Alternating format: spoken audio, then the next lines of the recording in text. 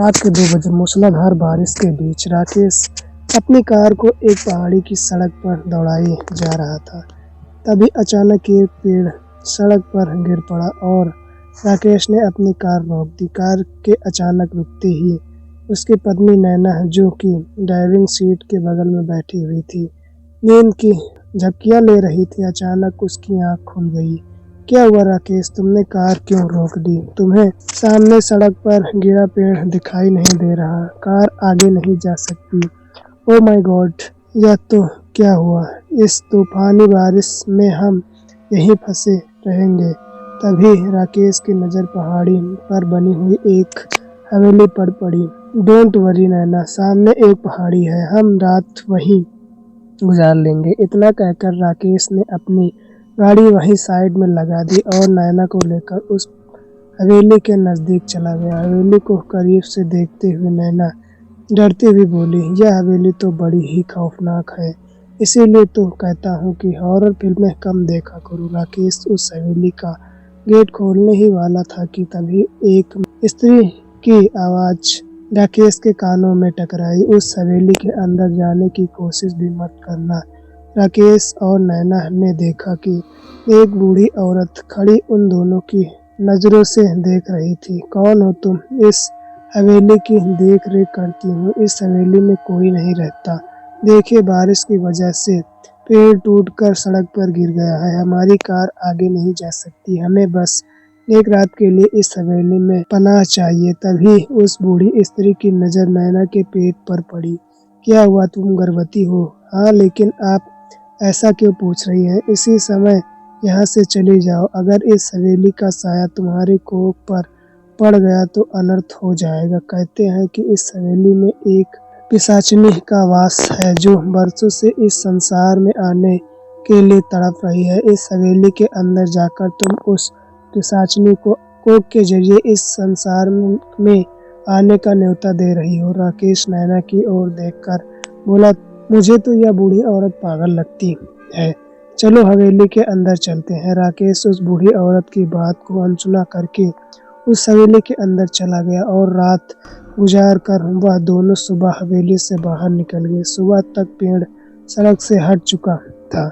सुबह 11 बजे राकेश अपने घर पर पड़ा हुआ अपनी पत्नी से कह रहा था कि वह बूढ़ी औरत तो पता नहीं कैसी कैसी बातें कर रही थी, लेकिन राकेश उस हवेली के अंदर कोई नहीं था। हो सकता है उस हवेली में रहने वाले कहीं बाहर घूमने गए हो। तुम अब ज़्यादा मत सोचो और अपने होने वाले बच्चे पर ध्यान दो। मैं ऑफिस जा रहा हूँ, शाम तक आ जाऊँगा। इतना कहकर राकेश घर से बाहर निकल गया और शाम को घर आ गया। आधी रात का समय था। राकेश गहरी नींद में सो रहा था कि तभी उसकी आंख नैना की दर्द भरी चीख सुनकर खुल गई। राकेश हड़बड़ा उठकर बैठ गया। क्या हुआ? मेरी पेट में बहुत ज्यादा दर्द हो रहा है। राकेश की नज़र जैसे ही नैना के पेट पर पड़ी तो उसकी आंखें दहशत से फटी की फटी रह गई। उसने देखा कि नैना का पेट काफी बड़ा हो चुका था। राकेश कांपता हुआ नैना से बोला, अभी तो तुम्हें प्रेग्नेंट हुए सिर्फ 3 महीने हुए हैं, लेकिन तुम्हारा पेट का आकार तो 2 महीनों में ही आकार 9 महीने की गर्भवती के जितना हो गया है। ऐसा कैसे हो सकता है? राकेश ने इतना कहा ही था कि तभी नैना के पेट फट गया और एक बच्चा नैना के पेट से उछलकर बाहर आकर राकेश के घूरने लगा। नैना ने दम तोड़ दिया और उसकी लाश वहीं फर्श पर पड़ी रही। यह देखकर राकेश बेहोश हो गया। कुछ घंटों के बाद राकेश की आंख खुल गई। उसके सामने उसकी पत्नी मृत्यु अवस्था में पड़ी हुई थी और एक सुंदर बच्ची फर्श पर रो रही थी। राकेश अपनी प्यारी बच्ची को गोद में उठाते हुए बोला, तुम कितनी अभाग्य हो बेटी, जो तो अपनी माँ की ममता से वंचित हो गई। अब मेरा तुम्हारे अलावा इस दुनिया में कोई नहीं है, तुम मेरी आकांक्षा हो। राकेश ने रोते हुए उस प्यारी बच्ची का नाम आकांक्षा रखा। अगले दिन राकेश अपनी पत्नी नैना का अंतिम संस्कार करके अपने घर में घुसा ही था कि तभी उसकी नज़र एक 5 वर्षीय बच्ची पर पड़ी। यह उसकी बच्ची है और मेरी आकांक्षा कहाँ गई? तभी राकेश उस बच्ची को गौर से देखने लगा। अचानक उसकी आंख भय से फटी की फटी रह गई। वो कांपता हुआ अपने आप से बोला, यह तो आकांक्षा ही है, लेकिन यह एक दिन में इतनी बड़ी कैसे हो गई? इसको इतना बड़ा होने में कम से कम 5 वर्ष का समय लगना चाहिए था। इसका मतलब वो बूढ़ी औरत सही कह रही थी। राकेश ने इतना कहा ही था कि तभी 5 वर्षीय आकांक्षा राकेश को घूरने लगी। अचानक उसकी आंख की पुतलियां बिल्कुल सफेद हो गई। अगले ही पल एक तेज हवा का झोंका राकेश के शरीर से टकराया और उसकी मांस उसके शरीर से गायब हो गया और वह कंकाल बनकर जमीन पर पड़ा रहा। आकांक्षा तुरंत बेहोश हो गई। अगली सुबह जब उसकी आंख खुली तो वह 20 वर्ष की हो चुकी थी। वो राकेश के कंकाल के पास आकर बोली, मुझे माफ कर दो पिताजी, लेकिन ऐसा करना जरूरी था। अगर मैं ऐसा नहीं करती तो मेरा राज खुल जाता, जो कि मेरे लिए खतरनाक होता। आकांक्षा ने अपने पिता के कंकाल को घर के पीछे दफना दिया। इस घटना के 1 महीने बाद दोपहर के 2 बजे भयंकर वर्षा के बीच राकेश के पड़ोस में रहने वाली अशोक एक पेड़ के नीचे खड़ा हुआ था। वो गुस्से में अपने आप से बोल पड़ा, पहाड़ी इलाकों में रहने की सबसे बड़ी प्रॉब्लम यही होती है कि बिना बताए वर्षा शुरू हो जाती है। एक तो बाइक भी पंचर हो गई और ऊपर से बिना बुलाई बारिश। अब घर कैसे जाऊंगा? अशोक ने इतना कहा ही था कि तभी उसकी नज़र एक सुंदर लड़की पर पड़ी जो कि बारिश में नहा रही थी। अशोक उस लड़की की ओर देखकर बोला, बारिश का पानी बहुत ठंडा है मैडम, आप बीमार पड़ जाएंगी। अशोक ने इतना कहा ही था कि लड़की अशोक को घूरने लगी। आपको तो मैंने देखा है, आप तो राकेश अंकल के घर पर रहती हैं ना? अपनी पत्नी के देहांत के बाद वह कभी नजर नहीं आए। क्या कहीं बाहर गए हैं क्या? क्या आप राकेश अंकल की रिश्तेदार हैं? आकांक्षा ने अशोक की बात का कोई जवाब नहीं दिया और वह अशोक की नज़र नजदीक आकर उसे बड़े ही गौर से देखने लगी। अचानक एक भयानक चेहरे में परिवर्तित हो गया। देखकर अशोक कांप गया। कौन हो तुम? एक पिशाचनी जो वर्षों से संसार में आने के लिए तड़प रही थी और एक मूर्ख औरत ने अपनी कोख के जरिए मुझे इस संसार में आने का मौका दिया। इतना कह अपने लंबे और बड़े दांत अशोक की गर्दन में गड़ा दिया।